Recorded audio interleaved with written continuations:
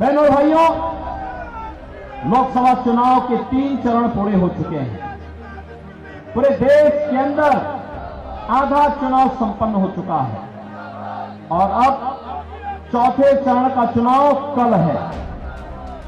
कल फिर 10 राज्यों में 96 सीटों पर चुनाव है।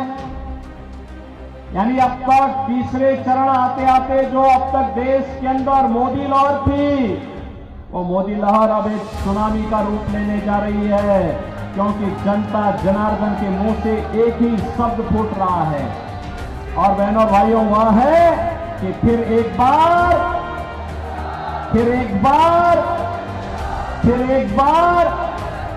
अब की बार 400 पार। जब हम 400 पार की बात करते हैं तो कांग्रेस और इंडी गठबंधन को चक्कर आने लगता है कि 400 पार कैसे होना है। बहनों और भाइयों, मैं आपसे बताना चाहता हूं, सबसे पहली बात कि कांग्रेस समर्थन के लिए, किसी भी पार्टी को समर्थन करने के लिए, पूरा बहुमत की सरकार बनाने के लिए 273 सीट चाहिए। कांग्रेस इतनी सीटों पर ही चुनाव नहीं लड़ पा रही पूरे देश के अंदर, तो क्या ये सरकार बनाएगी क्या? दूसरा है जो कांग्रेस मॉडल देना चाहती है, बहनों और भाइयों, उससे बचना। इसलिए बचना, मैं उसमें बाद में आता हूं।